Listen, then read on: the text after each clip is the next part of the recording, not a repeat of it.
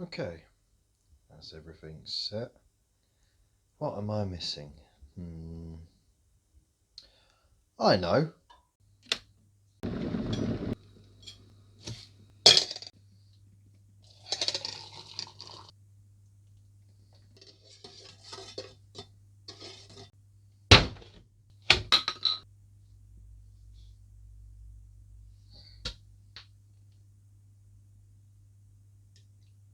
Ah, I put too much.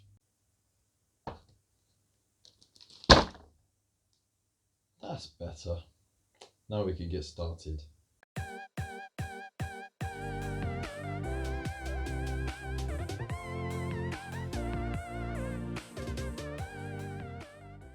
Well, I was going to get that done, but then I saw the post note in the bloody door.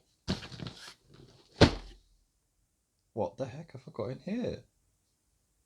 Okay, quickly, we have the captain or my captain. We got some new layer paints.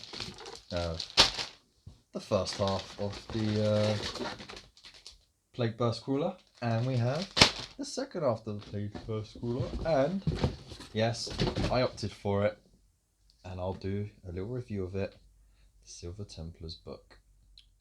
Right, so to paint your Death Guard Rhino, you're going to need your fresh water, you're going to need palette, good light source, your brushes, all the usual stuff. And the paints we're going to do will be, to start off with, the Death Guard Green. So if you sprayed it, make sure that you do one quick thin coat from the pot, as explained before in the spraying video. The link is up in the corner. The finish is slightly different between the spray paint and the pot paint, and if you make any mistakes and you correct them, the pot paint, you might notice those corrections with the slight variance in the finish of the colours. So it's always ideal to do one quick thin coat with a large brush. Doesn't have to be neat, just has to be consistent. And then if you do make any mistakes and touch them up, no one will be any the wiser. Though it being Death Guard, doesn't matter too much if you do get a bit messy. Right, so basic Death Guard Green. Then we move on to Lead Belcher and paint all those metallic areas like the spikes and the weapons. Then we move on to Retributor Armor and paint all those little details like the rims, the icons, and any other bits and pieces that you feel would benefit from that. Then there'll be a couple of details that we touch up with the Abaddon Black. Moving on to the shades, we'll then go over all the silver areas with the Nuln Oil, and then all the golden areas with Agrax Earthshade. Then finally, painting the details, we'll paint all those skulls and heads with Rakoth Flesh. We'll shade them all with Reikland Flesh Shade, and if you have any Ultramarines, if you have any Space Marine helmets, you can paint them any colour you like. But considering we're fighting Ultramarines, it makes sense to paint this one as an Ultramarine. So we use Macragge Blue for that, Abaddon Black for the details, and Mephiston Red for little details on the helmet and the missiles. And then after that, you should be battle ready. And do remember that in future videos we will be doing a little bit more detail on this tank when we get those important paints. So let's get to it. Right, so with your thinned down Death Guard, if you have sprayed it, just do that quick. Even base coat, try not to leave brush strokes. You may need to go over it a couple of times before it dries with the brush, just to eliminate those brush strokes, or even you just do little circles. It's up to you, but you just need that so that the finish matches any touch-ups that you do later on. So once your Death Guard Green has dried, we then move on to Lead Belcher and we start blocking in the areas for this colour. So it'll be the tracks, so make sure you get right in there. Try and be careful while you're doing these wheels as well, so you don't want to make too much mess on the underside. The exhaust vents up here, you get the lights, the weapons as well. So the weapons, the smoke launchers, any spikes, if you got the racks as well, put them all in silver. And you can refer to the pictures in the magazine for inspiration. Some of your decorations that you've put on as well, depending on what you've put onto your own tank. And of course, these spikes here as well. You may need 2 coats of this. Once you've finished blocking out all those areas with lead belcher, we then move on to retributor armor. Now you want to focus on more specific details with this, so you can paint the icon, you can paint maybe like the arrow parts of spikes. Got a little ring here you could do. Paint this shield up. I haven't quite decided what I'm doing with that. And there's a few other little bits, details you can pick out, like you could pick out the trim of these few ports, like so, nice and easy. And then of course, if you have got a Death Guard poking his head out, then you can paint his armor as you have done with the Plague Marines, so gold trims and such. Also, don't forget the trims of the combi weapon as well. Next up, you get your Abdon black, and you start colouring in some details. So, say for the combi bolter,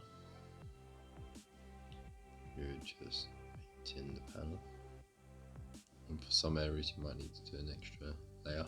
Do these power cables right there.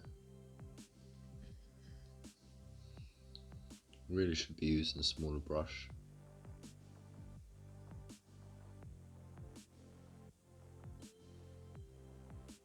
So in the magazine it says to paint in the entire right section.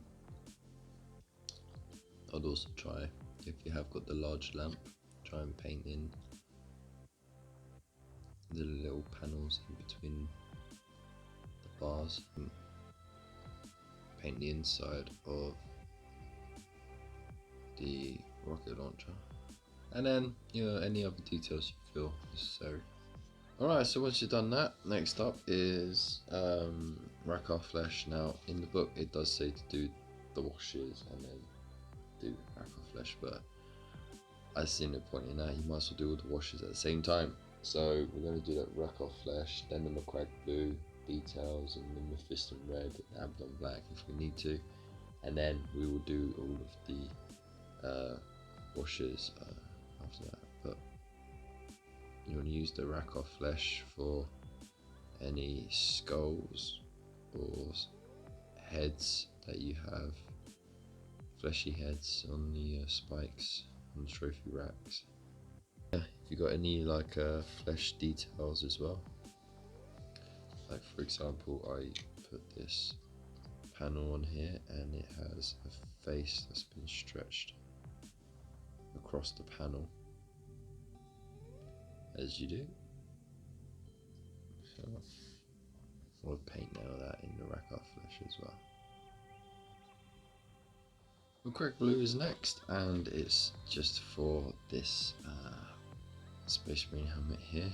Of course it makes sense to paint it Ultramarines blue because that's who the Death Guard are fighting.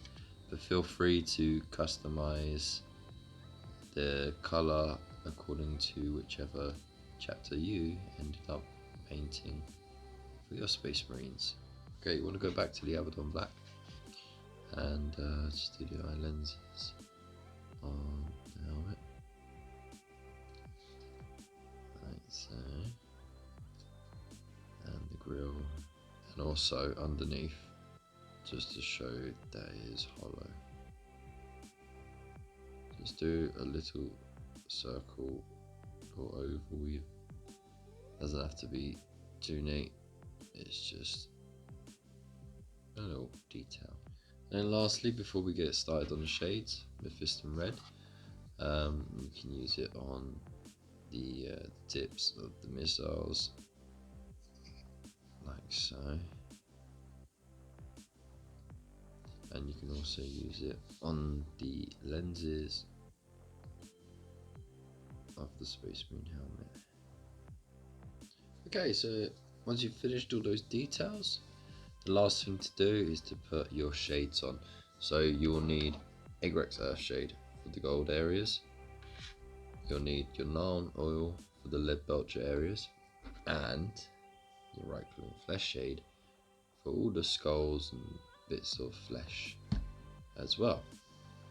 Now, if you are feeling a bit more adventurous, you can put Egrex Earthshade all over the tank to give it a nice dirty look, but it all depends on whether or not you want to wait for the future issues to see what paint and other paint guides we get for this tank, because you don't know if they will add a layer paint to it or if they'll introduce shading all the green areas. So let's get cracking. So again, you can always put it on the palette, or to save spilling it, you could put some blue tack on the bottom and stick it to the side, and then you just get going. So I'll start with the Narn oil, since we're going to need a lot of this. So, I'm going to use the palette just to control how much I have on the brush, and start with the track since it's a large area. You just go at it, making sure that you push it around into the recesses, and then you do the same with all three of the shades.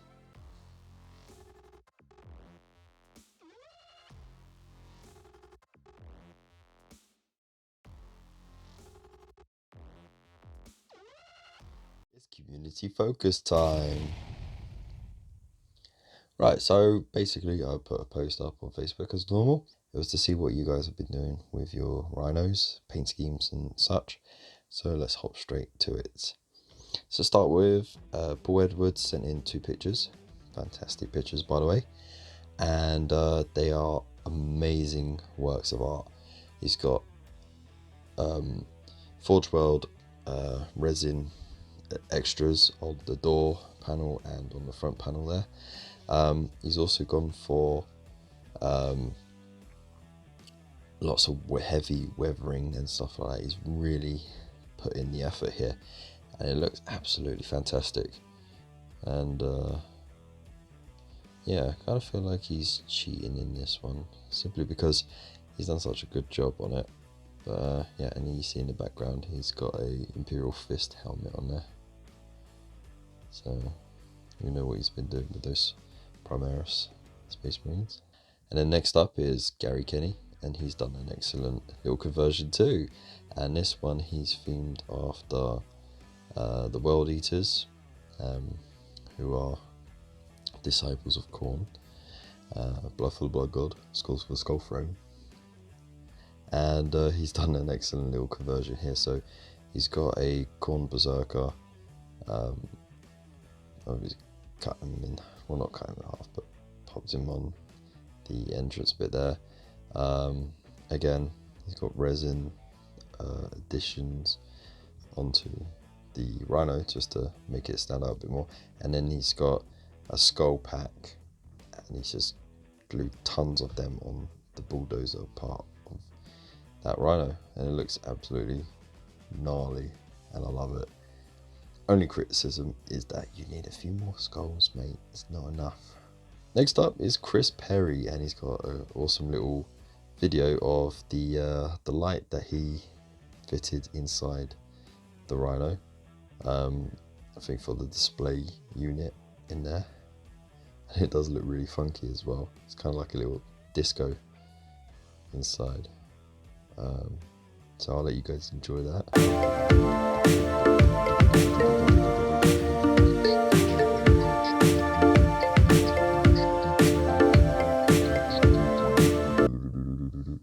Bob Duffield, or Bob Duffield? Bob Duffield or Bob Duffield? Let me know in the comments below how that's spelled. I'm sorry if I said it wrong. But yeah, no, he's done a cracking job on there. He's gone all out on the accessories, and he's done a fantastic paint job on that as well. And yeah, no, I really like that. It's made full use of those racks as well, and yeah, no, it's a really good job, dude. So keep up the good work there, Ken Verlo. And you have 2 identical Rhinos, and they look really good as well. And you've gone for combi bolters instead of like combi melter thing. That's cool. And rocket launchers on both as well. They look really good, very neat, very tidy, but they still look very nergly. So keep up the good work there, dude. Paul Lilly with his Imperial Fists styly tank, and it is a really good job as well. Plenty of weathering on there as well, which always makes it look a lot better. It adds a little extra dimension to it, and it's even thrown in a little custom helmet in there as well with a crest on it, which it's kind of fun as well. And yeah, he's really done a good job with that, so thank you again for sharing.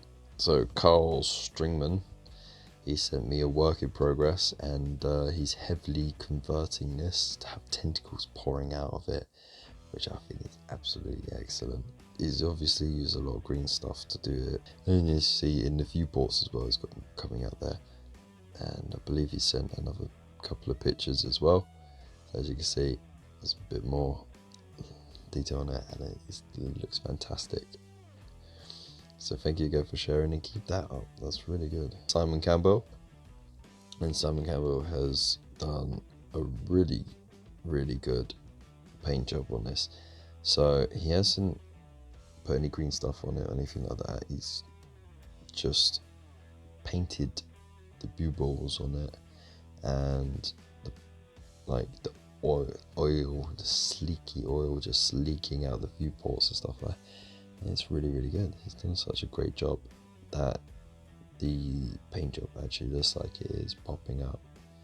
So there's a great bit of 3D work there, and he's heavily weathered all along the sides and everything like that, and it really does come together nicely. So yeah, thank you again for sharing that, son. So I know this isn't a Rhino, but it's using the Rhino chassis as the basis. So you learn about that in the issues, about how versatile it is and how it's used for various different tank designs. So just for lols, here's a Predator Rhino, or here's a Predator tank. So you see he's got twin linked las cannons on the turret there, and then it's got las cannon sponsons as well. So it's like an armor killer. It just goes around sniping armor or heroes. Just cuts right through them. He's done them as Imperial Fist, and he's done a really good paint job on that. Really is good work. So yeah, I thought I'll let you shine for a moment. Yeah, no, that was great work. So thank you again for everyone sharing. your bits of work. I hope it's provided plenty of inspiration for everyone. And that'll be it for this episode. So next one will be coming soon. I'll also get the review for the Silver Templar book that I received during the week out and about very soon. Almost finished that video. So make sure you are subscribed to the channel so you don't miss those videos. All my social media links are in the description below as well.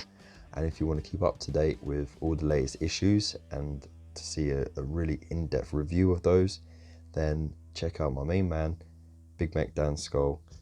His link is in the description below, and I'll pop it. So there'll be a button here somewhere. So give that a click, check him out. He's a great guy. And say hi from me. So yeah, thank you again for watching, and I'll see you in the next one.